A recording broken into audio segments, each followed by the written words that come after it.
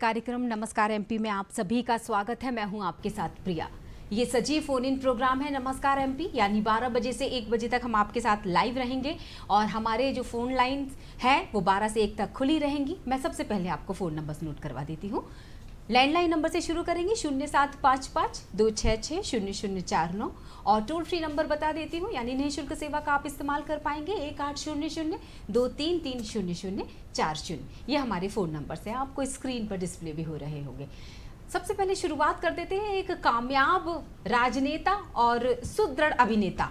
बात कर रही हूँ मैं बलराज जी की, जिन्हें इस वक्त सभी लोग सुनील दत्त के नाम से जानते हैं। जी हाँ, वो अब हमारे बीच में नहीं है, लेकिन उनके किए गए काम हमेशा याद किए जाते रहेंगे। बहुत खूबसूरत उनका सफ़र शुरू हुआ, यानी कि वो रेडियो स्टेशन से कैसे रेलवे स्टेशन तक पहुँचे। जी हाँ, उनकी पहली पिक्चर का नाम था रेलवे स्टेशन, और रेडियो स्टेशन इसलिए कहा क्योंकि वो उद्घोषक बन चुके थे सीलोन के, जहाँ पर पहली मुलाकात नरगिस से हुई थी। और फिर ऐसा कारवां बढ़ा कि उनकी अदाकारी उनको मुंबई तक ले गई और मुंबई का ये सफ़र नरगिस के साथ, जीवन के सफ़र के साथ आगे बढ़ता चला गया। तो हम उनका आज जन्मदिन है तो उनको याद करते हैं, और इसी के साथ याद कर लेते हैं उन तमाम लोगों को जिनको हमने खो दिया। हाल ही में बालासोर की एक घटना हुई, रेल हादसा, जिसमें हज़ारों की संख्या में अगर हम बोले, सैकड़ों की संख्या में अगर हम बोले कि बहुत सारे लोगों को खो दिया परिवार ने, तो बहुत सारे लोग घायल हो गए। उन सभी को दूरदर्शन परिवार श्रद्धांजलि अर्पित करता है। इसी के मद्देनज़र हमने आज का एक विषय भी चुना है, ताकि आपको पता रहे कि इस तरह के जो हादसे जो बताकर नहीं आते, वो उनसे किस तरह से पार पाया जा सकता है या उसमें किस तरह से मदद हो सकती है। चलिए, सबसे पहले तो परंपरा कहती है कि मैं आपको आज की तिथि बता दूं। देखते हैं आज की तिथि। आज की तिथि विक्रम संवत 2080 आषाढ़ माह कृष्ण पक्ष प्रतिपदा तिथि 6 जून 2023 और दिन है मंगलवार। मैं हमेशा की तरह कामना करूंगी आपका दिन मंगलमय हो। आज का दिन जिन लोगों के लिए खास है, उनका दिन अच्छा बीते और आपकी यात्रा मंगलमय हो। इसी के साथ अब आज का विचार क्या कहता है ये भी आपको बताती चलती हूँ। आज का विचार जो कि कह रहा है स्क्रीन पर कि अवसर के बिना काबिलियत कुछ भी नहीं है, और ये बात कही थी नेपोलियन ने। और जिस तरह से मैंने अभी ये नाम छेड़ा और शुरुआत भी सुनील दत्त के नाम के साथ की थी, यानी कि इतिहास में ये नाम तो दर्ज हैं ही, और आज की तारीख क्या कहती है इतिहास के पन्नों में आपको बता देते हैं। इतिहास में आज जो है, आपको हमने बताया कि आज ही के दिन सबसे पहले तो बता दें, अमृतसर के स्वर्ण मंदिर में ऑपरेशन ब्लू स्टार खत्म हुआ था। इसी के साथ 1929 की, जैसा कि मैंने जिक्र किया कि आज जन्म दिवस है अभिनेता, राजनेता, समाज सेवक सुनील दत्त जी का, और जो कि पश्चिम बंगाल के झेलम में, जो कि अब पाकिस्तान में है, वहाँ हुआ था उनका जन्म। 1674 की बात करेंगे, आज के दिन शिवाजी महाराज का राज्याभिषेक रायगढ़ में हुआ और यहीं से उन्हें छत्रपति की उपाधि भी मिली। मैंने आपको कहा था ना कि नेपोलियन का जो विचार था, ऐसे कई विचार जो हमारे जहन में हैं। 1808 की बात करेंगे, नेपोलियन के भाई जोसेफ को आज ही के दिन स्पेन का राजा बनाया गया था।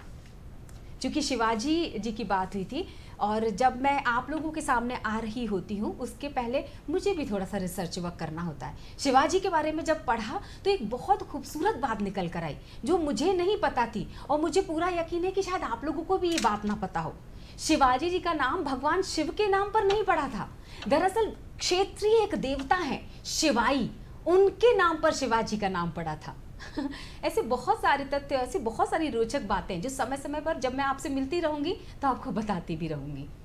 एक और नाम का जिक्र जरूर करना चाहूंगी, जो कि हम अभी फिल्मों की बातें कर रहे थे थोड़ी देर पहले, तो एक वरिष्ठ रंगकर्मी की बात करूंगी। राष्ट्रपति पद से भी उनको सम्मानित किया जा चुका है, काफ़ी ख्याति प्राप्त ये नाम है, और जैसे ही मैं नाम लूँगी हमें दुख होगा इस नाम के साथ। डॉक्टर फरीद बज़मी साहब, उनको हमने आज खो दिया है। और बहुत सारे लोग हैं जिन्होंने अपनी यादों को इतना मजबूती के साथ हमारे जहन में बिठा दिया। वो यादें, मतलब वो ज़रूर चले गए हैं दुनिया से, लेकिन उनकी यादें हमेशा रहेंगी, अलग अलग रूपों में, अलग अलग तरह से वो हमें याद आते रहेंगे। तो उनके परिवार को भी हम श्रद्धांजलि अर्पित करते हैं। आपको बता दें, उन भगवान ईश्वर जो उनके परिवार को इस दुख को सहन करने की शक्ति क्षमता दे। उनके बारे में बताना चाहेंगे। भोपाल मध्य प्रदेश पुलिस मुख्यालय के सेवानिवृत्त डीएसपी रहे हैं, राष्ट्रपति पुलिस पद प्राप्त रहे हैं, अंतर्राष्ट्रीय रंगकर्मी रहे हैं। अब बताती हूँ आपको आज का विषय।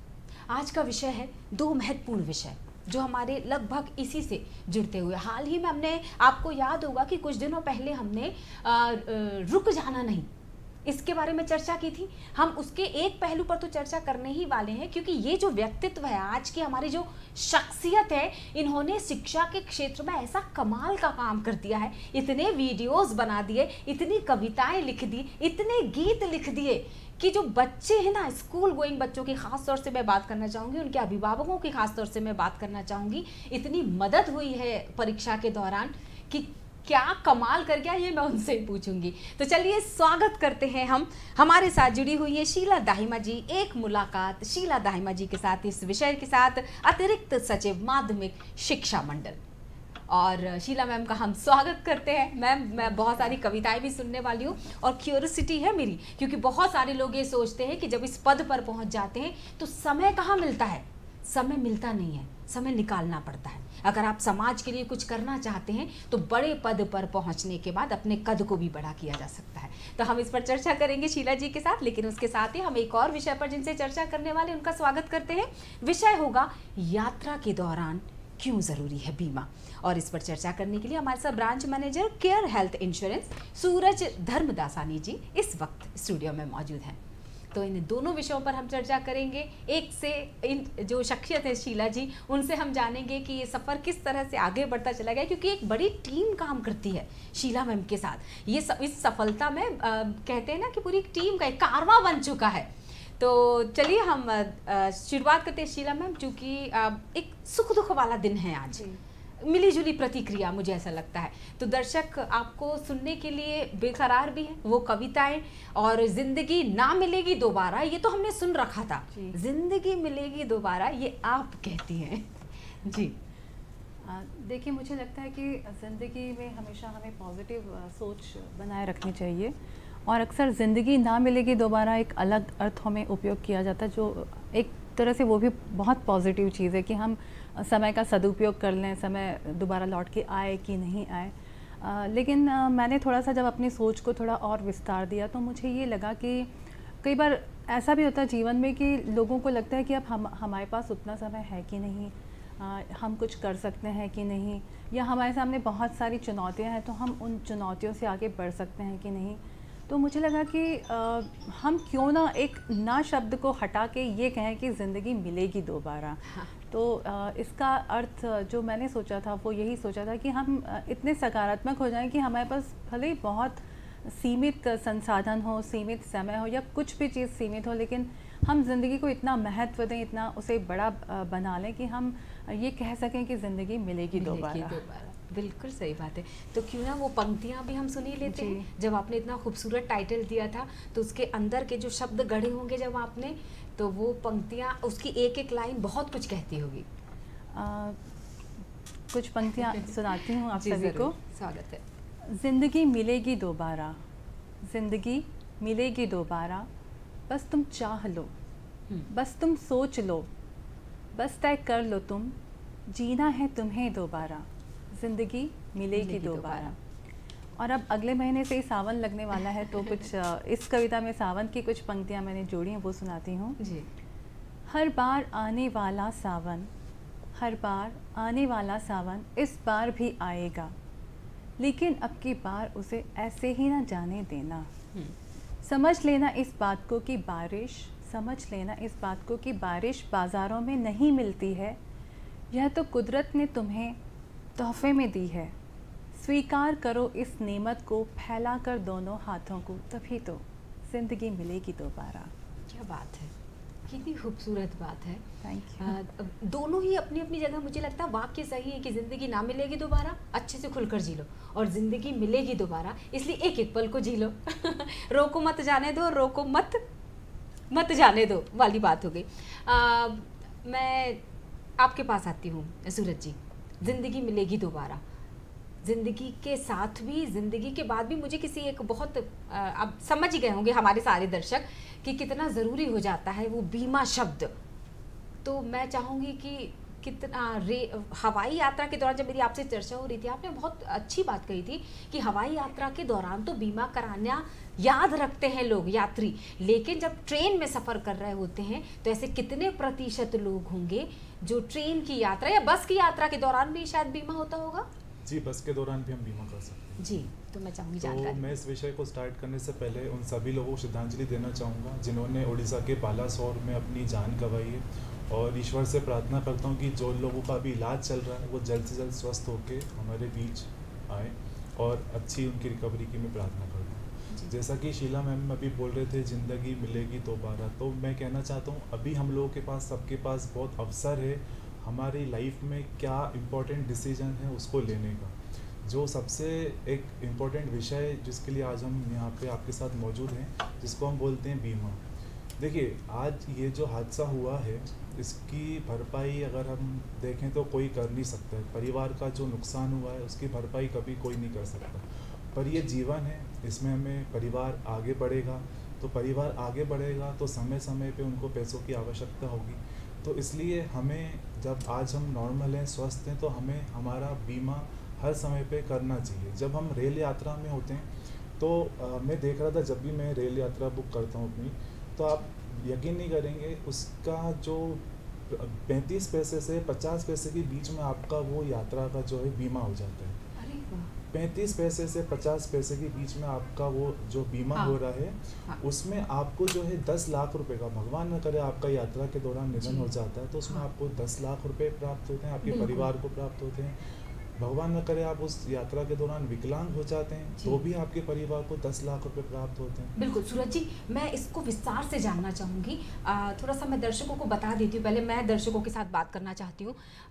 बहुत महत्वपूर्ण विषय है और बहुत ज़रूरी हो जाता है आपकी जो आपके जो सवाल होंगे उन सवालों को रखना। तो सबसे पहले तो मैं ये आपको बताना चाहूँगी कि स्क्रीन पे हम डिस्प्ले भी कर देते हैं, ये सजीव फ़ोन इन प्रोग्राम नमस्कार एमपी इस वक्त आप देख रहे हैं मेरे साथ, और शीला मैम हमारे साथ जुड़ी हैं और सूरज जी हमारे साथ बीमा तमाम इंश्योरेंस की जानकारी देने के लिए इस वक्त जुड़े हैं। 0755 भोपाल का कोड, यानी कि आप भोपाल के बाहर से अगर लगाना चाहें 266-0049 ये फ़ोन नंबर है, और टोल फ्री नंबर का इस्तेमाल करेंगे 1800-233-0040, ये निःशुल्क सेवा का आप इस्तेमाल कर सकते हैं। बहुत सारे सवाल आप कर लीजिएगा। हमने एक दुर्घटना से सबक ले लिया और ये दुर्घटना पहली नहीं थी, लेकिन ये ज़रूर कहा जा रहा है कि ये इतनी बड़ी दुर्घटना है जो जहन में हमेशा रहेगी, क्योंकि इस तरह के हादसे भुलाए नहीं जाते। तो बहुत ज़रूरी है बीमा के बारे में जानना, ताकि हम अगर रहें दुनिया में और अगर हम ना भी रहें दुनिया में तो परिवार को किसी तरह की आर्थिक परेशानी से ना गुजरना पड़े। मैं चाहूँगी सूरज जी आप अपनी बात को कंटिन्यू रखिएगा। ठीक है, जो मैं बात आपको बता रहा था कि सिर्फ 35 पैसे से 50 पैसे के बीच में हम ये बीमा करा लेते हैं। इस यात्रा के दौरान भगवान न करे कुछ हमें होता है, हमें अगर निधन हमारा होता है तो हमें 10 लाख रुपए मिलते हैं। हमारे नॉमिनी, हमारे परिवार के मेंबर को 10 लाख रुपए मिलते हैं।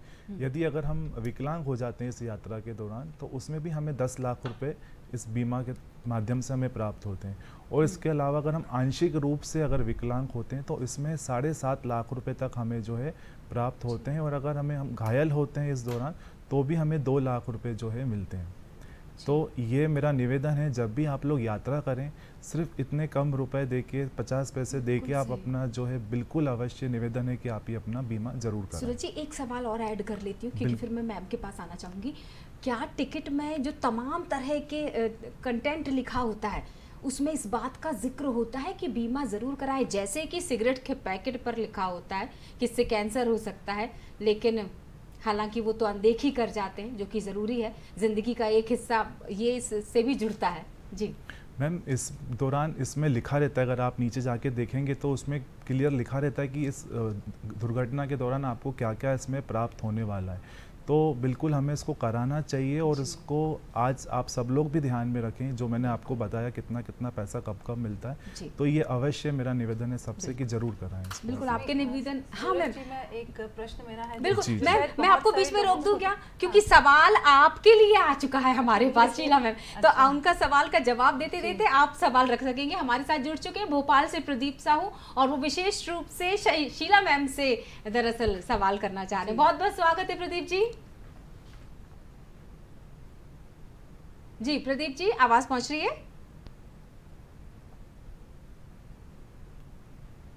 मुझे लगता है किसी कारणवश हाँ उनकी आ गई। नमस्कार एमपी के मंच के माध्यम से मेरा पब्लिकली नाम अनाउंस किया था, याद किया था आपने मुझे और मिश्रा जी को, उसके लिए थैंक यू सो मच। आपने इस गरीब नवाज को याद किया।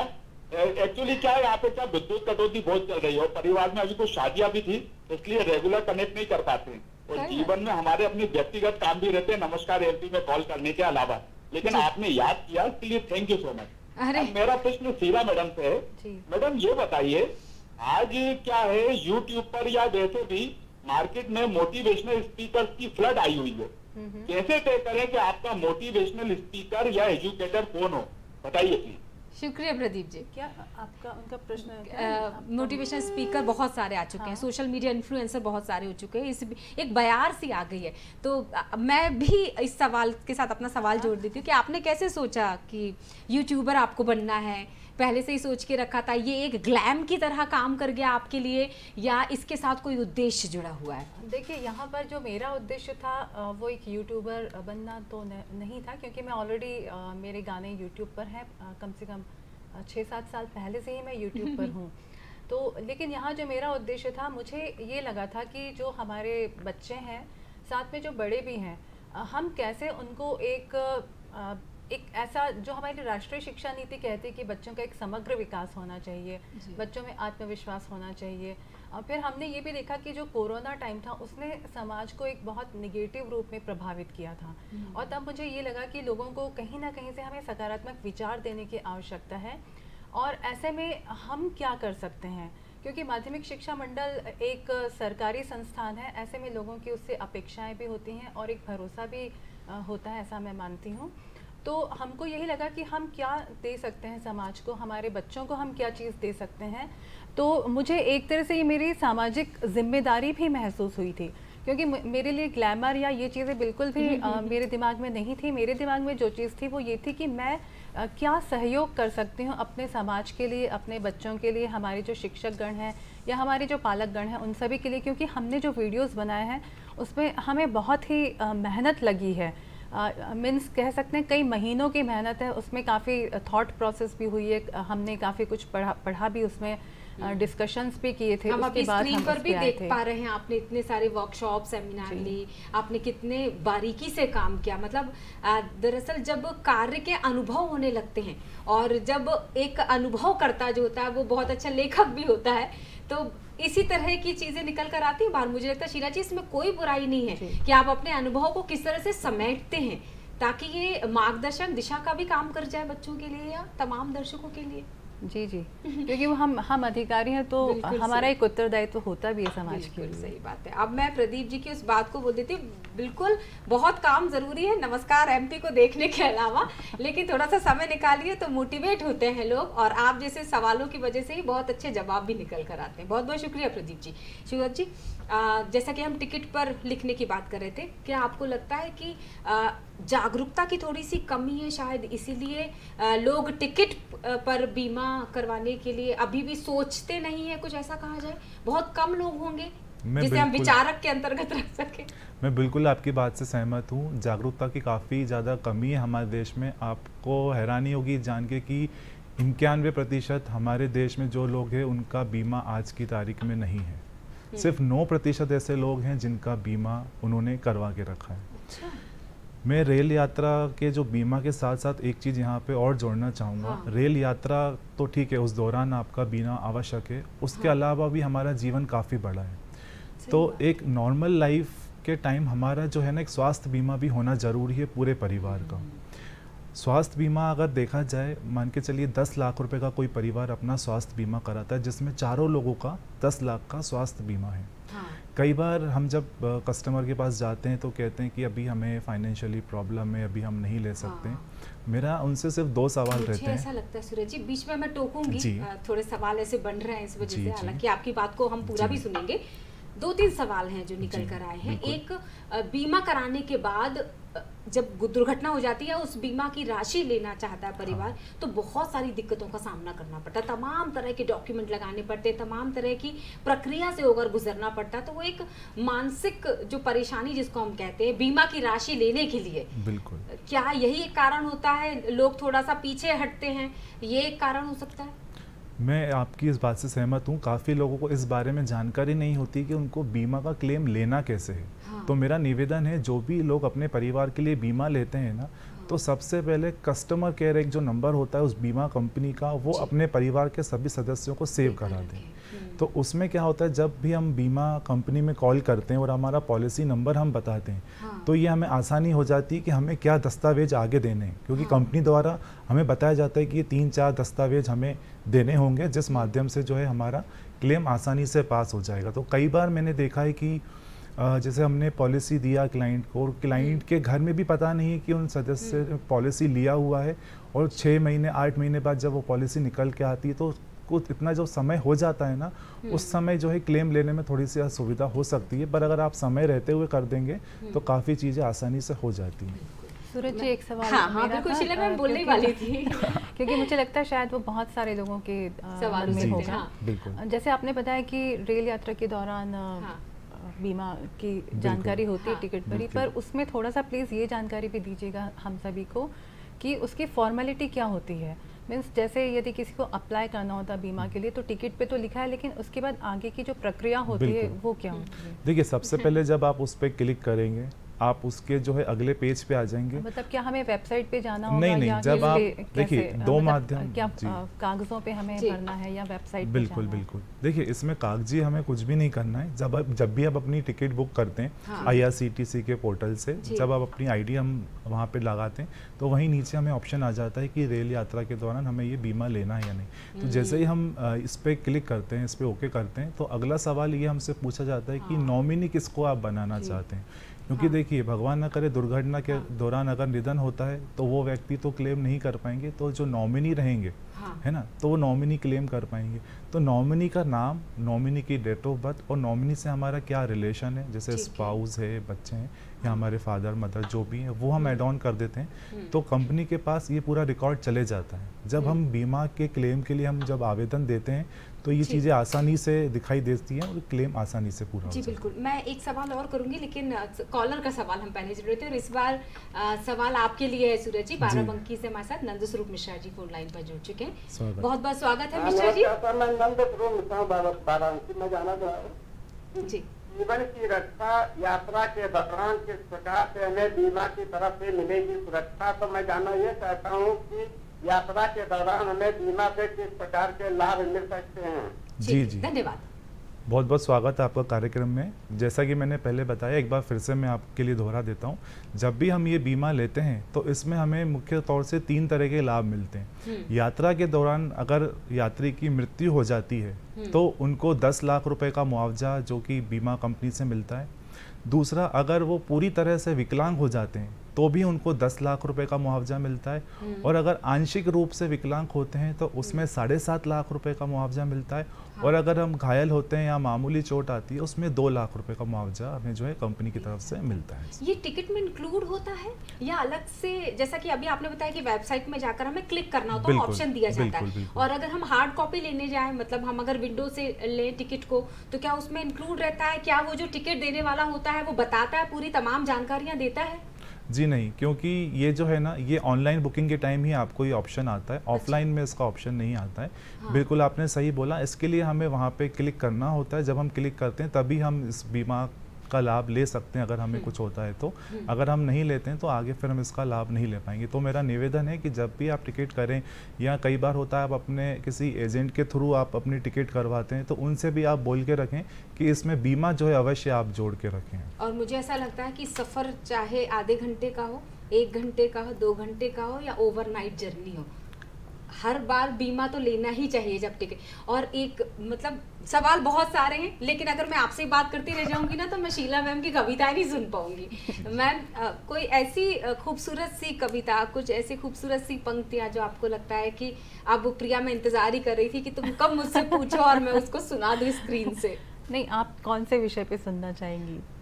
मुझे लगता है अभी हाल ही में हमने पर्यावरण दिवस मनाया, जी जी। 5 तारीख को हम सभी ने मिलकर, और हम हर बार पेड़ों को बचाने की बात करते हैं, बाघों के संरक्षण की हम बात करते हैं हमारे भारतीय, हम इसकी बात करना चाहें, अपनी प्रकृति को बचाने की बात करना चाहें, तो आप इसी से जुड़ी हुई कोई कविता सुना दीजिए। एक्चुअली मैंने एक गाना, कविता को ही गाने के रूप में कन्वर्ट कर दिया था, और वो पानी बचाने के ऊपर है, क्योंकि अभी गर्मी का मौसम भी चल रहा है और धरती के लिए पानी या इंसानों के लिए पानी कितना महत्वपूर्ण है, सभी प्राणियों के लिए, ये हम सभी लोग जानते हैं। तो मैं उसके एक लाइन गा के ही सुना देती हूँ, क्योंकि वो गाना है। मैं पानी की बूंद हूँ, मेरा मोल समझो, मैं पानी की बूंद हूँ, मेरा मोल समझो। क्या बात है, मैं पानी की बूंद हूँ, मेरा मोल समझो। बिल्कुल, जल है तो कल है, कितनी बार कितने सारे स्लोगन लिखे जाते हैं, बस ज़रूरत वही घूम फिर कर बात आती है जागरूकता की, घूम फिर कर बात आती है जिम्मेदारी की, है ना सूरज जी? बिल्कुल। शीला मैम, कैसे मतलब इतनी गंभीर, इतनी जिम्मेदारी भरी पोस्ट, आप बच्चों के लिए इतना काम भी कर रही हैं, अपने पद को संभालते संभालते ये आपने अतिरिक्त अपना काम किया, जैसा कि आपका जो पोस्ट है ना अतिरिक्त सचिव, तो ये जो अतिरिक्त आप काम कर रही हैं, वाकई मैं खुद भी व्यक्तिगत रूप से ये पूछना चाहूँगी कि कैसे आप समय निकालती हैं बच्चों को। मुझे अच्छी तरह याद है कि जब ये शुरू होने वाला था, एग्जाम शुरू होने वाले थे माध्यमिक शिक्षा मंडल के, तो आपने खूब सारे वीडियोस बनाए, बहुत सारे गीत लिख दिए, बच्चों के साथ आपने मोटिवेशनल जो वीडियोस थे उसके साथ इंटरेक्शन भी हुआ बच्चों के साथ आपका, मैंने कुछ वीडियोस आपके देखे थे, तो क्या रिस्पॉन्स मिला और कैसे सोचा आपने कि बच्चों के साथ इंटरेक्शन बहुत ज़रूरी हो जाता है उनके मानसिक स्वास्थ्य के लिए? देखिए, एक्चुअली जो बच्चे हैं वो हमारे देश का भविष्य हैं, और बच्चे यदि आज हमारी पीढ़ी आज सही दिशा में जाती है, सही काम करती है, सही सोचती है, तो हमारा जो भविष्य है देश का वो भी वैसे ही उसी दिशा में ही जाएगा। तो मुझे हमेशा एक बच्चों के लिए एक मन में लगता है कि हम उन्हें क्या दे सकते हैं, हम उनसे बातें करें और उनकी जो समस्याएं हैं या उनकी जो जिज्ञासाएं हैं उनका हम समाधान कर सकें। तो कहीं ना कहीं एक लगाव रहता ही, मुझे लगता है हम सभी को रहता है बच्चों से। तो मुझे जब यही लगा कि कोरोना का भी जो समय था उसमें बच्चों को एक बहुत डिफ़िकल्ट टाइम से बच्चे गुजरे थे, माता पिता हों या शिक्षक हों, सभी लोग एक कठिन दौर को सभी ने देखा है। तो यहाँ पर ऐसा मुझे लगने लग गया था कि जो एक मानसिक स्वास्थ्य की हम आज के समय में बहुत बातें कर रहे हैं, तो ये जो मानसिक स्वास्थ्य है या हमारे दिमाग को मजबूत बनाना, मतलब मानसिक रूप से हम स्ट्रांग हो सकें, वो भी आज के समय में बहुत ज़रूरी है। तो मैंने जो वीडियोस बनाए थे उसका मैं कह सकती हूँ कि सिर्फ एक उद्देश्य ही नहीं था, इसमें बहुत सारे मेरे उद्देश्य थे कि जैसे बच्चों को एक सही दिशा मिल सके, उनके जो मम्मी पापा हैं, जो उनके शिक्षकगण हैं, वो भी चीज़ों को जान समझ सकें, क्योंकि मैंने जो भी टॉपिक्स लिए थे उसको भी काफ़ी सोचा था कि वो टॉपिक्स बच्चों के लिए कितने उपयोगी होंगे। तो उस विषय को सोचना भी कि कौन कौन से विषयों पे हमें वीडियो बनाना है, ये खुद भी एक थॉट प्रोवोकिंग प्रोसेस थी। और उसके बाद हमने काफ़ी सोचा, मैंने बच्चों के पॉइंट ऑफ व्यू से भी सोचने की कोशिश की, बड़ों के पॉइंट ऑफ व्यू से भी सोचने की कोशिश की। उसके बाद हमने क्वेश्चंस डिज़ाइन किए, फिर उन क्वेश्चंस के आंसर्स क्या हो सकते हैं वो हमने डिज़ाइन किया। उसके बाद जब हमने यूट्यूब पे अपलोड किया तो बहुत अच्छा रिस्पांस मिला, बच्चों का भी बड़ों का भी, और सब ने उसको काफ़ी यूज़फुल भी बताया। और मुझे ये भी बहुत अच्छा लगा कि हमारे जो सभी सीनियर ऑफिसर्स हैं उनके मार्गदर्शन में और उनके सपोर्ट के कारण ही मैं ये सब काम कर सकी थी, यदि सच कहा जाए तो। और पर मेहनत जो साल भर 2022 में पूरा साल भर ये काम हम लोगों ने किया और उसके परिणाम बहुत सुखद रहे, और हम जैसा चाहते थे कि हमारे बच्चों को उसका फ़ायदा मिल सके वैसा हमको भी लगा। बिल्कुल सही बात है। ऐसे ही थोड़ी ना उस सीरीज का नाम रखा गया था बातें काम की जी। तो वाकई इसमें काम की बातें थी, इसीलिए वो सीरीज काफ़ी पसंद भी की गई। और वाकई 6-7 सालों से ये सफ़र चल रहा था मैम, तो शायद आपको भी, आप दूसरों को मोटिवेट तो कर ही रही थी, आपको भी मोटिवेशन मिलता चला जा रहा था कि हाँ अब मुझे नेक्स्ट क्या करना है और किसके लिए करना है और किस तरह से उसको फ्रेम करना है, डिज़ाइन करना है। मैं आपकी टीम के बारे में भी ज़रूर जानना चाहूँगी, लेकिन मुझे ऐसा लगता है सूरज जी, एक सवाल चूँकि मैं छोटे सफर बड़े सफर की बात करेंगे। जी। मैं थोड़ा सा ऐसे लोगों की बात करना चाहूंगी। एक होते हैं कि पढ़े लिखे अनभिज्ञ, और एक वाकई जिन्हें पढ़ना लिखना नहीं आता, जिन्हें हम अशिक्षित व्यक्ति कहते हैं। तो क्या कहना चाहेंगे दोनों कैटेगरी के लोगों के बारे में, और बीमा वो करते हैं कि नहीं, इस बारे में ये दोनों पॉइंट को अगर मैं जोड़कर पूछना चाहूँ आपसे तो? जी बिल्कुल सही आपने बोला। यहाँ पे नॉर्मली हम देखते हैं कि 2 प्रकार के व्यक्ति होते हैं। एक सोचते हैं कि ठीक है यात्रा ही तो है, 4-5 घंटे 10 घंटे का सफ़र है, कट जाएगा, इसमें थोड़ी कोई दुर्घटना होगी या कुछ भी ऐसा होगा, तो वो लोग सोचते हैं कि ठीक है हमें इंश्योरेंस लेने की, बीमा लेने की आवश्यकता नहीं है। पर वहीं पे मैंने देखा है काफ़ी लोग ऐसे सोचते हैं इस बीमा को कि ये मेरी जिम्मेदारी है, मुझे मेरे परिवार के लिए ये लेना है, इसमें 50 पैसे लगें या जितना भी पैसा लगता है अलग अलग इंश्योरेंस में, ये मेरी जिम्मेदारी है, कल को मैं रहता हूँ या नहीं रहता हूँ, मेरे परिवार के लिए आप देखें कोई भी आर्थिक रूप से मदद नहीं करेगा। आपका परिवार हो, कोई भी हो, जीवन भर क्या वो आपके बच्चों की पढ़ाई के लिए या शादी के लिए कोई आएगा आगे? मुझे लगता है कि थोड़ा बहुत कोई मदद कर सकता है, लेकिन लंबे समय तक कोई मदद नहीं कर सकता। तो काफ़ी लोग हमने ऐसा देखा है कि जिनको शायद थोड़ा सा प्रॉब्लम रहती भी है पैसों की, ये रेलवे के अलावा मैं दूसरे इंश्योरेंस की बात कर रहा हूँ, हाँ। पर वो इस अपनी जिम्मेदारी को समझते हुए वो उस चीज़ को लेते हैं। तो मेरा निवेदन है, चाहे वो रेलवे के दौरान हो या नॉर्मल इंश्योरेंस हो, आप इसको अपनी जिम्मेदारी समझें अपने परिवार के प्रति, क्योंकि आपके परिवार के लिए आप ही जिम्मेदार हैं, उनके अच्छे भविष्य के लिए। तो इसलिए आप सबको, चाहे आप अच्छे एजुकेटेड फैमिली से हैं या आप मीडियम फैमिली से हैं, मेरा सभी से निवेदन है हम सबको ये जो है इंश्योरेंस, ये बीमा लेना बहुत ज़रूरी है। अगर मैं ये बोलूं कि ऐसे बहुत से लोग जिनका टूरिंग जॉब होता है, हर हफ्ते उनको टूर पर जाना होता है, तो कई बार कुछ लोग 1-2 जर्नी को स्किप कर देते हैं कि अब थोड़ी मतलब अभी तो जाना है 1-2 दिन के लिए, फिर जब नेक्स्ट मंथ जाऊंगा तब करवा लूंगा, कुछ ऐसे, लेकिन हाथ से बताकर नहीं आते, सेकंड्स लगते हैं, बिल्कुल मतलब आप सोच भी नहीं पाते और हादसा हो जाता है। तो ऐसे लोगों के लिए मैं चाहूंगी थोड़ा सा गाइडेंस भी दे दीजिए और थोड़ा सा सुझाव ये वाला कि चाहे जर्नी बार बार हो रही हो, रेगुलर आप करते हो यात्रा, तब भी। बिल्कुल, मैं आपकी बात से सहमत हूँ। यात्रा चाहे छोटी हो या बड़ी हो, या अगर आप रेगुलर ट्रैवल जैसे मैम आपने बोला, तो इसके साथ साथ आप जो है ना एक रेगुलर पूरे साल भर का भी एक बीमा इसमें एक ऑप्शन रहता है, पूरे साल भर का। जैसे काफ़ी सारे लोग अप डाउन करते हैं डेली, जैसे मान के चलिए 30-40 किलोमीटर का अगर उनका घर और ऑफिस की दूरी है, तो उनको सुबह भी ट्रैवल करना है, उनको शाम को भी ट्रैवल करना है, तो मतलब आप साल भर का पूरा एक पैकेज पूरा भी बना के आप कर सकते हैं। ठीक है शीला मैम, मैं ना थोड़ी सी आपसे पर्यावरण, पर्यटन, ये सब तमाम बातें भी करने वाली हूँ। आप कविता ऐसे खोज कर और सोच कर रखिएगा, मैं बस दर्शकों को यूँ लेकर जाती हूँ, हम साथ में चलेंगे और यूँ वापस आऊंगी। पर्यटन सेगमेंट के अंतर्गत हम आपको थोड़ा सा घुमाने ले चलते हैं।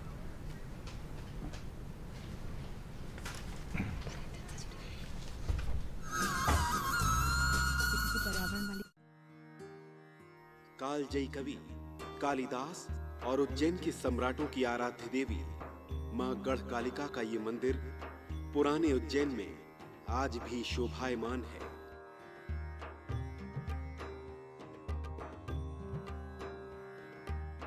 यह मंदिर जिस स्थान पर अवस्थित है, उस संपूर्ण क्षेत्र को ही गढ़कालिका क्षेत्र कहा जाता है। महाकवि कालिदास, राजा विक्रमादित्य यहाँ साधनाएं करते थे। सम्राट हर्षवर्धन ने ईस्वी सन 606 में इस मंदिर का जीर्णोद्धार करवाया था। सिंदूर युक्त भव्य प्रतिमा के मस्तक पर चंद्रमा सुशोभित है तथा दाएं बाएं महालक्ष्मी व महासरस्वती की प्रतिमाएं स्थापित हैं। कहा जाता है कि उज्जैन के महाकवि कालिदास को शास्त्रों का दिव्य ज्ञान इसी मंदिर से मिला था। त्रिपुरा महात्म्य के अनुसार देश के 12 शक्तिपीठों में से यह छठा स्थान है। यह मंदिर जिस स्थान पर है, वहां पुरानी अवंतिका नगरी बसी हुई थी। कालांतर में धूलकोट के कारण यह दब गई थी। गढ़ की देवी होने के कारण इनका नाम गढ़कालिका पड़ा। कालिदास की आराध्य देवी गढ़कालिका का मंदिर आज भी उज्जैन के भैरवगढ़ क्षेत्र में स्थापित है। माता का स्वरूप काफी प्रसन्नतादायक है। मूर्ति में चांदी के दांतों का भी आकर्षक प्रयोग किया गया है। माता की मूर्ति सिंदूर वर्णी है, जिसका प्रातः से ही स्नान, अभिषेक व श्रृंगार पंडितों द्वारा किया जाता है। मंदिर के अंदर गणेश जी की प्राचीन पौराणिक प्रतिमा है। सामने ही पुरातन हनुमान मंदिर है। इस मंदिर की रक्षा हनुमान जी की ये सेना 24 घंटे करती है।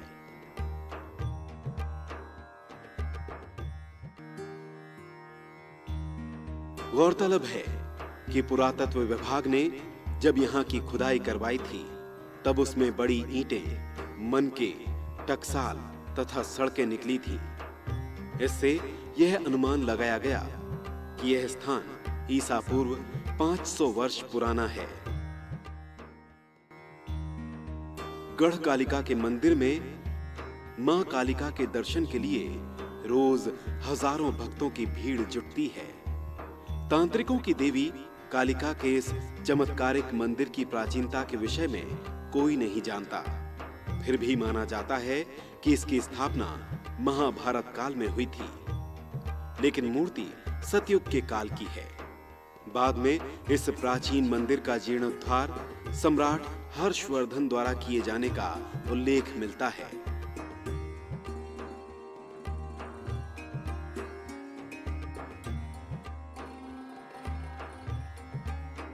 स्टेट काल में ग्वालियर के महाराजा ने इसका पुनर्निर्माण कराया।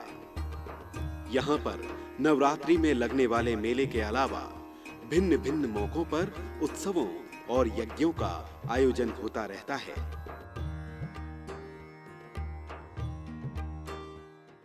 जय हो गढ़कालिका मंदिर, सबको खुश रखिए, सबको स्वस्थ रखिए।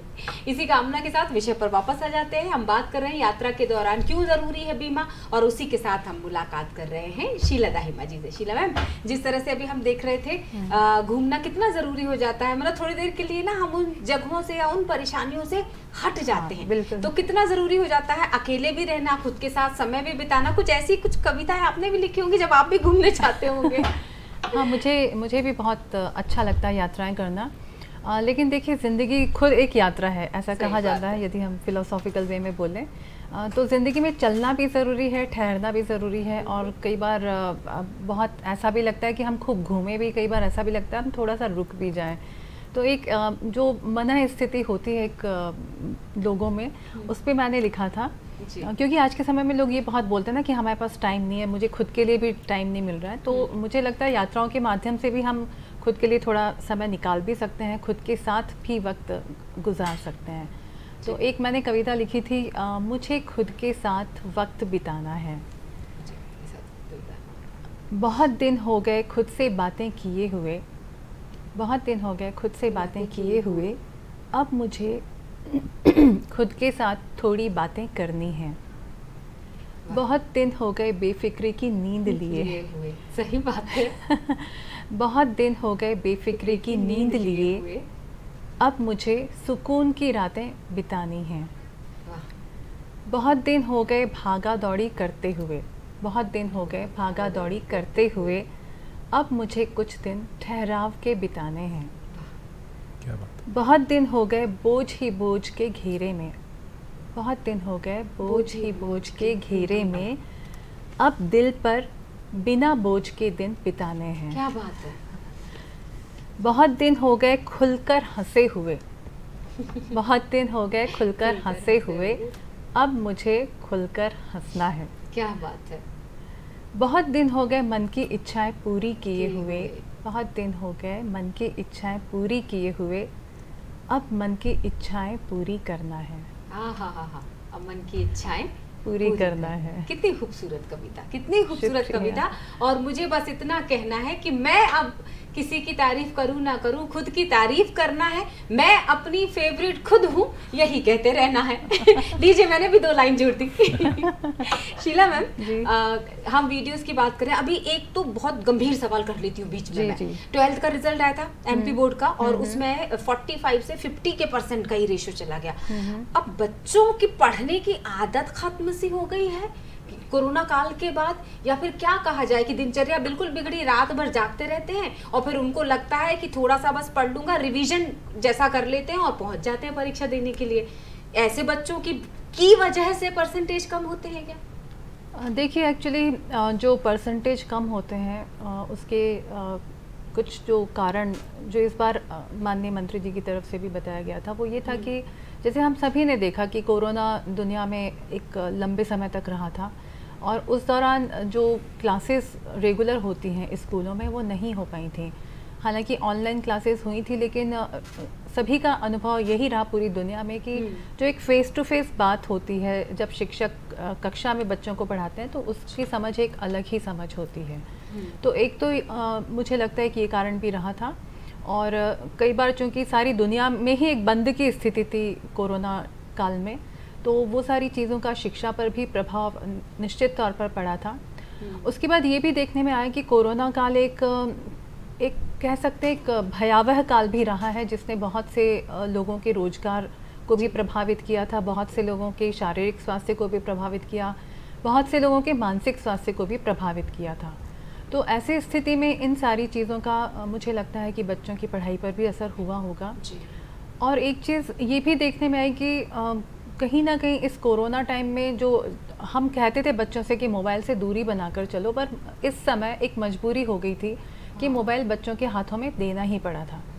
पर यहाँ पर अब वो जो मोबाइल हमने पढ़ाई के लिए दिया था उसको कई बार बच्चे या बड़े भी अपने मनोरंजन के लिए भी इस्तेमाल कर लेते हैं या जितना समय देना चाहिए उससे कहीं ज़्यादा समय भी दे देते हैं। तो ये सारी चीज़ें मुझे लगता है कि ये शायद कुछ कारण रहे हैं, लेकिन धीरे धीरे मैं पूरी उम्मीद करती हूँ कि धीरे धीरे हम सभी की जो ज़िंदगियाँ हैं वो ट्रैक पे आएंगी ही और आगे अच्छे परिणाम आएंगे। बिल्कुल। तो जो बच्चे अभी थोड़ा सा रुक गए हैं तो रुक जाना नहीं, ये योजना इसके अंतर्गत फॉर्म भी भरे हैं। 15 तारीख से मैंने सुना है कि परीक्षाएं भी शुरू होने वाली, तो उनको ऑल द वेरी बेस्ट। तो तैयारी करते रहो, हमेशा सकारात्मक रहिए। और मैं सभी बच्चों से और बल्कि बड़ों से भी यही कहना चाहूँगी कि ये जो स्कूल की पढ़ाई है ये तो बहुत महत्वपूर्ण है ही, लेकिन यदि कभी इसमें आपके अपेक्षा से कम अंक मिलते हैं या बच्चे असफल भी होते हैं तो उसको कृपया आप अपनी ज़िंदगी से मत जोड़िए, क्योंकि ज़िंदगी बहुत बड़ी होती है और ज़िंदगी आपको बहुत सारे अवसर देती है कि यदि आप एक बार कभी असफल हैं या अपेक्षा के अनुरूप सफल नहीं है तो भी आपके पास इतना कुछ है जीवन में करने को कि उसकी कोई लिमिट नहीं है। इसलिए हमेशा सकारात्मक रहिए और अच्छा ही सोचिए। बिल्कुल सही बात है। एक बहुत अच्छी चीज़ दर्शकों के साथ शेयर कर लेते हैं हम कि दूरदर्शन ऐसे बहुत सारे नए आयाम गढ़ता है अपने प्रोग्राम के साथ। हम साथियों की पूरी कोशिश रहती है, हमारे जितने भी एंकर्स हैं, कि तमाम नित नए प्रयोग हम करते चले जाएं हमारे प्रोग्राम में। कई बार जो अभी एक सवाल भी रखा था, शायद प्रदीप जी ने रखा था या किसी हमारे साथी ने रखा था, कि जो सोशल मीडिया इन्फ्लुएंसर, मतलब कैमरे की इतनी ललक, कैमरे की इतनी चाह, इतनी जो बोलना चाहिए ना कि दीवानगी सी हो गई है कि हर कोई कंटेंट देना चाह रहा है। तो कुछ अच्छे लोग भी हैं जो अच्छा कंटेंट दे रहे हैं सोशल मीडिया के जरिए, और दूरदर्शन इस तरह के लोगों को मौका देता है आने के लिए कि प्रोग्राम में आइए और अपनी जानकारी को साझा कीजिए दर्शकों के साथ। कुछ ऐसा ही मौका दिया है सूरज धर्मदासानी जी को। दर्शकों को बताना चाहेंगे कि ये पहली बार कैमरे के सामने आए हैं सिर्फ हमारे दर्शकों के लिए बीमा से जुड़ी जानकारी देने के लिए। तो सूरज जी सब बहुत सारी शुभकामनाएं, ये सिलसिला आप चलता रहे तो मुझे लगा ज्यादा अच्छा रहेगा। बिल्कुल बिल्कुल। हम सूरज जी ये जो स्वास्थ्य बीमा को लेकर जो एक मतलब मेरे मन में भी है दरअसल कि इतना महंगा क्यों होता है? क्या यही कारण होते हैं कि लोग 2 बार सोचते हैं कि लूं कि नहीं लूं? इससे बेहतर है कि हम योगा क्लास ज्वाइन कर लेते हैं, फिटनेस सेंटर ज्वाइन कर लेते हैं, स्वस्थ रहेंगे तो हमें स्वास्थ्य बीमा की जरूरत नहीं पड़ेगी। लेकिन जरूरी नहीं है ना कि जो फिट है वो मतलब आंतरिक रूप से स्वस्थ ही चल रहा होगा, कोई गारंटी नहीं है दरअसल। सही बात है आपकी। देखिए हमारे शरीर में अनेक प्रकार के रोग कभी भी किसी भी समय आ सकते हैं, और जैसा कि आपने बोला और आपको भी लगता है, काफ़ी लोगों को ये लगता है कि स्वास्थ्य बीमा लेना शायद 15,000 रुपये साल के लगभग, अगर हम 10 लाख रुपए का अगर हम स्वास्थ्य बीमा देखते हैं पूरे एक परिवार का, जिसमें चारों लोग हैं, 2 बच्चे हैं, 2 एडल्ट हैं, चारों लोग का स्वास्थ्य बीमा अगर हम 10 लाख रुपए का लेते हैं साल भर में तो लगभग 15,000 के आसपास का प्रीमियम आता है। मैं आपको बताना चाहूँगा ये आपकी चाय की प्राइस से भी कम है। अगर आप देखें चारों व्यक्ति अगर दिन में 2 कप चाय पीते हैं तो मोटा मोटा 40 रुपये की हम जो है चाय पी रहे हैं, 5 रुपये की अगर हम चाय दें तो महीने के हम 1200 रुपये चाय में दे रहे हैं। साल भर में ये कहीं ना कहीं 15,000 के आसपास बैठ जाता है। तो हमें एक साथ 15,000 सुन के लगता है कि हम एक साथ नहीं दे सकते हैं, पर जो डेली आप चाय पी रहे हैं उसकी प्राइस से भी कम है। मैंने काफ़ी बार निवेदन किया हमारे क्लाइंट जो कई बार सक्षम नहीं होते हैं, आप चाय पीना छोड़ दीजिए लेकिन स्वास्थ्य बीमा आप रखिए। चाय शायद आपके शरीर में नुकसान कर सकता है, अभी हम उस पर ज़्यादा बात नहीं करते हैं, लेकिन स्वास्थ्य बीमा कभी आपको नुकसान नहीं देगा। क्या होता है सर, मैंने देखा है कि परिवार में जो लोग इनकम जिनकी होती है वो अपनी फैमिली के लिए रिस्पॉन्सिबल होते हैं, उनकी अच्छी एजुकेशन के लिए, बच्चों की शादी के लिए या फिर आगे चल के उनके रिटायरमेंट के लिए, पर बीच में कुछ ऐसा हादसा हो जाता है जहाँ पे उनकी जो भी सेविंग है, जो भी उन्होंने अपने बैंक खातों में पैसा जमा किया है, वो हॉस्पिटल में देना पड़ जाता है। और आज की तारीख में आप देखें हॉस्पिटल में अगर 10 दिन 15 दिन एडमिट होना पड़ता है तो 5-7 लाख रुपए 10 लाख रुपए यूँ हमारे चले जाते हैं। तो इससे बेहतर है कि हम एक पूरे परिवार के लिए स्वास्थ्य बीमा करा के रखें, जिससे हम जो सेविंग हमने प्लान करी है बच्चों की, चाहे वो शिक्षा के लिए हो या बच्चों की शादी के लिए हो, उस पर कभी भी प्रभाव ना पड़े और जैसा हमने प्लान किया है वो वैसा हमेशा चलता रहे। बिल्कुल, यही तो कारण है कि केंद्र सरकार ने इस सेहत के इस मामले को गंभीरता से लिया और आयुष्मान भारत जैसी योजना की शुरुआत की। तो अगर चाय की चाहत है तो बीमा की भी चाहत रखी क्यों? सूरज जी कुछ यही आसान भाषा में आपको समझाना चाह रहे थे। तो 9 साल मोदी सरकार, ये भी याद आ गया मुझे कि देखिए 9 साल कैसे गुजर गए पता ही नहीं चला।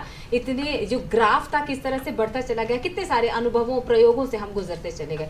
तो जो योजनाएं हैं उनका भी आप ध्यान दीजिए, उनका भी लाभ उठाइए और साथ साथ जो बीमा की बात की जा रही है, जिंदगी की सुरक्षा की बात की जा रही है, पूरे परिवार के जीवन की सुरक्षा की बात की जा रही है, ध्यान से सुनिए सूरज जी की बात को। और हमारे जो नन्हे दर्शक इस वक्त परिवार के साथ कार्यक्रम को देख रहे होंगे तो वो शीला मैम की बात को भी ध्यान से सुनिएगा। मैं वो वेबसाइट या वो लिंक पूछ लेती हूँ, मैम नाम पूछ लेती हूँ, वो क्या है, कैसे देख सकते हो उन वीडियोस को बच्चे, खासतौर से इस दौरान जब वो रुक जाना नहीं के अंतर्गत पेपर दे रहे होंगे ना, तो उनके मानसिक स्वास्थ्य के लिए मैं चाहूंगी कि कुछ वीडियोस देख ही लें वो शीला जी के। हाँ नहीं, यदि बच्चे देखेंगे तो हमें हमारा उद्देश्य पूरा होता हुआ लगेगा। हाँ। और बहुत आसान है, आप चाहें तो YouTube पे आप सर्च कर सकते हैं माध्यमिक शिक्षा मंडल बातें काम की, तो उसमें बहुत आसानी से मिल जाएंगे आपको सारे वीडियोस। और मुझे उम्मीद है कि यदि बच्चे देख लेते हैं इन वीडियोस को, हाँ। भले ही वो 2-3 भी उनमें से यदि देखते हैं तो उनको बिल्कुल एक कॉन्फिडेंस अपने आप में लगेगा और वो अपने आप को ऐसा महसूस करेंगे कि अब वो बिल्कुल हम उसी का एक फोटो भी इस वक्त स्क्रीन पे दिखा रहे हैं। बातें काम की परीक्षा की तैयारी, आप गुफ्तगू कर रही हैं शायद उनके साथ और बता रही हैं कि किस तरह से जो सवाल आ रहे होंगे। अच्छा, ये सवाल भी बच्चों के आते होंगे, तो कुछ ऐसे सवाल आपको याद है जो आपको लगा कि इन सवालों का जवाब देने के लिए ही तो मैं पूरी सीरीज तैयार कर रही थी? हाँ, जैसे ये जो परीक्षा की तैयारी वाला एपिसोड है तो ये हमने इसमें बच्चों से भी बात की थी। स्वयं पर गर्व ही करें, कितने आपने अलग अलग टॉपिक ऐसे चूज किए हैं अलग अलग जो बच्चों के बहुत काम आने वाले हैं। बिल्कुल जी बिल्कुल, क्योंकि देखिए स्वयं पे गर्व करना आज के समय में, इसलिए मैंने इस टॉपिक को चुना कि कई बार बच्चे सोचते हैं कि हमारे बहुत कम नंबर आए हैं या हम कुछ कर नहीं सकते हैं, या माता पिता बच्चों को कहते हैं कि तुम अच्छा नहीं परफॉर्म कर रहे हो।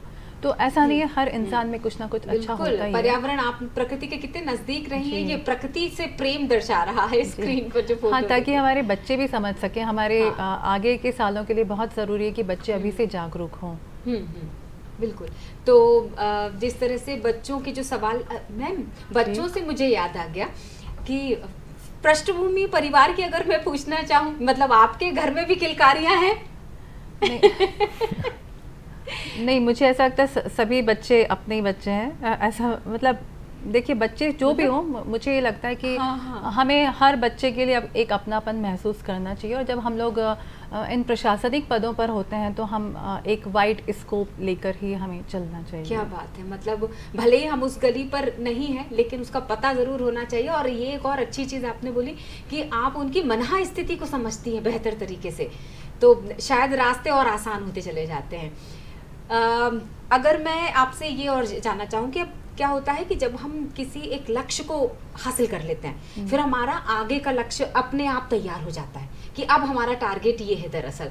तो आपने कुछ सोच के रखा आने वाले प्रोजेक्ट के बारे में, जो मैं चाहूँगी रिवील कर सकते हैं हम इस वक्त? देखिए, एक्चुअली मुझे ये लगता है कि मुझे ना काम में वैरायटी पसंद है, तो मैं हमेशा एक जैसा काम करने के बजाय मुझे अलग अलग काम करने अच्छे लगते हैं। मैं बता देती हूँ ना दर्शकों को, आपको चित्रकारी का भी बड़ा शौक है और यातायात मित्र ये कैसे भूल सकते हैं हम, कितना हाईलाइट हुआ था ये वर्ड यातायात मित्र। आप अपनी टीम को इतना मोटिवेट करती हैं, कुछ इस बारे में ही बता दीजिए मैम। हाँ, एक्चुअली मुझे ये लगा कि देखिए क्या होता है कि डिपार्टमेंट जो गवर्नमेंट्स के होते हैं सभी का उद्देश्य यही होता है कि हम सारे विभाग मिलकर जनता के हित में काम करें। तो मेरे दिमाग में एक चीज़ ये चल रही थी कि जैसे हम एक्सीडेंट्स की ही बात कर रहे हैं, अभी हमारे देश ने एक बहुत ही दुखद हादसा देखा है, तो इसी प्रकार सड़कों पे भी बहुत सारे एक्सीडेंट्स होते हैं, हादसे होते हैं। तो मुझे बड़ी दुखद स्थिति लगती है वो, और ऐसे में हम क्या कर सकते हैं, मैं उस भूमिका पे विचार करने लगती हूँ। तो मुझे ये लगा कि जो भोपाल में पुलिस कमिश्नर सिस्टम है, तो वहाँ जो पुलिस आयुक्त महोदय हैं उनके द्वारा ये यातायात मित्र योजना चलाई जा रही है, और मुझे भी उस समय मन में यही चल रहा था कि हम किस तरह से इन सड़क दुर्घटनाओं को कम करने में सहायता कर सकते हैं। तो मुझे ऐसा लगा कि क्यों ना मैं अपने ऑफिस के लोगों को भी मोटिवेट करूं, क्योंकि उनका जो एक्सपोज़र है वो सिर्फ ऑफिस के काम में ही उनका ज़्यादा ध्यान रहता है, पर मुझे लगता है कि उतना सीमित पोटेंशियल नहीं है हम लोगों में, तो उनको भी एक एक्सपोज़र भी मिले और वो दूसरे डिपार्टमेंट के लोगों को भी समझ सकें, साथ में हमारे जो लोग हैं, हमारी जो जनता है उनको समझा भी सकें। तो मैंने अपने ऑफिस के लोगों को काफ़ी प्रेरित करने का प्रयास किया, और उसमें फिर हमारे ऑफिस में 51 लोग तैयार भी हो गए, और इन्होंने भोपाल के अलग अलग चौराहों पे जाकर जो यातायात पुलिस है उनके साथ मिलकर जनता को समझाइश दी, उनको पुलिस को सहयोग किया। जनता का जिक्र कर दिया। एक कॉलर हमारे साथ जुड़ चुके हैं, भोपाल से जुड़े हुए शुक्ला जी, और वो आपसे ही विशेष रूप से सवाल रखना चाहते हैं। शुक्ला जी, बहुत बहुत स्वागत है आपका जी, बताइएगा। हाँ, शीला जी से पूछेंगे जी, which point of time she thought कि जिंदगी मिलेगी दोबारा, मैंने टर्निंग पॉइंट क्या था? Very good, thank you so much, बहुत सुंदर सवाल किया। कब सोचा था आपने जिंदगी मिलेगी दोबारा इसको लिखने के लिए? आप सर का सवाल ये है? जितना मैं भी समझ पाई थी, क्योंकि थोड़ा सा ब्रेक होके आ रही थी आवाज़, तो हम संक्षिप्त में इसका जवाब ले लेते हैं। एक्चुअली मुझे ये लगता है सर कि जो हम ना अपनी ज़िंदगी के महत्व को यदि समझें तो हम अपने आप ये सोचने लगेंगे कि ज़िंदगी मिलेगी दोबारा, और ये एक आशावादी सोच मुझे लगता है कि होना चाहिए। ख़ास तौर पे मुझे ना ये लगता है कि जो बड़ी उम्र के लोग होते हैं वो ये सोचने लगते हैं, जो बुज़ुर्ग अवस्था में होते हैं, कि अब हमारा जीवन निकल गया, अब हमें क्या करना है, हम कैसे करेंगे। तो मुझे लगता है कि ऐसा बिल्कुल नहीं सोचना चाहिए, क्योंकि दुनिया में 80-90 साल के लोग भी हैं जिन्होंने पता नहीं क्या क्या किया है, आसमान से छलांग भी लगाई है, पानी में भी कूदे हैं वो। तो उनसे मुझे बहुत प्रेरणा भी मिलती है, ऐसे लोगों को जब मैं देखती हूँ। तो मुझे बस इसीलिए शायद लगा कि ऐसा हम नहीं सोचें कि हमारे पास ज़िंदगी बहुत सीमित है, तो जितना भी समय है ज़िंदगी को आप एंजॉय करें, पूरा जिएं। जी, बहुत बिल्कुल। नॉटी एट 60, 70, 80 हर उम्र में रहिए, मस्त रहिए। जाने से पहले संक्षिप्त में आपसे भी सुझाव ले ही लेती हूँ सूरज जी मैं। जी।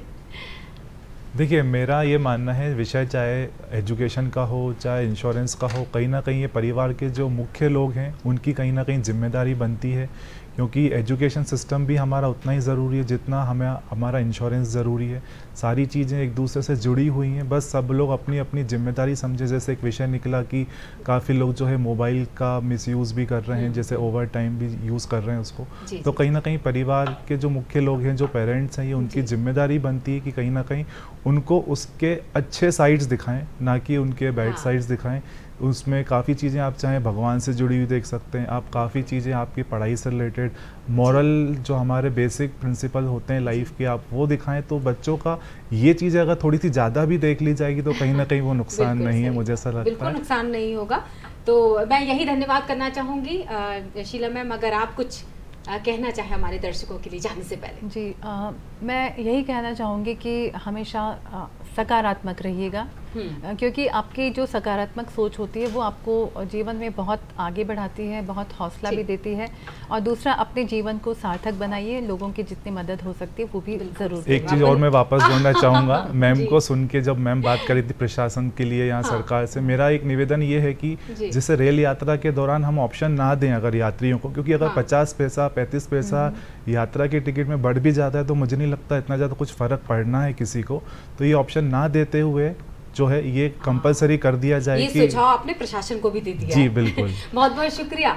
और जिस तरह से मैम ने बोली थी कि पॉजिटिव रहना, अपने लिए जिए तो फिर क्या जिए कुछ इसी के साथ तो मैं धन्यवाद करूंगी शीला दाहिमा जी, अतिरिक्त सचिव माध्यमिक शिक्षा मंडल, इन्हीं के साथ धन्यवाद करना चाहूंगी। हमारे साथ Suraj Dharmdasani ji, branch manager care health insurance, और वो पोलैंड की एक अदाकारा भी कह सकते हैं, अभिनेत्री भी कह सकते हैं, लेखिका भी कह सकते हैं, किसी भी पद से कहें कि उन्होंने कहा ना कि आसान नहीं होता प्रतिभाशाली स्त्री से प्रेम करना, क्योंकि उसे पसंद नहीं है जी हुजूरी।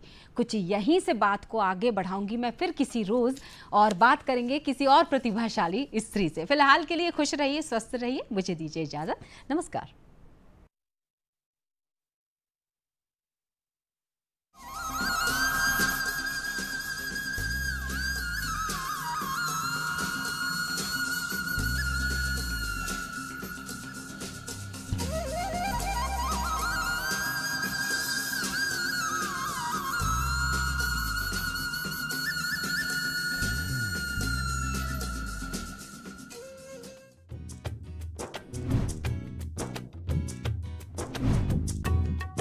चर्चा खेती किसानी की, बातें फसलों और उनसे आमदनी की। लीजिए कृषि वैज्ञानिकों से सलाह, मौसम का सटीक अनुमान, रोजाना मंडी भाव की सही जानकारी, जानिए सरकारी योजनाओं का फायदा।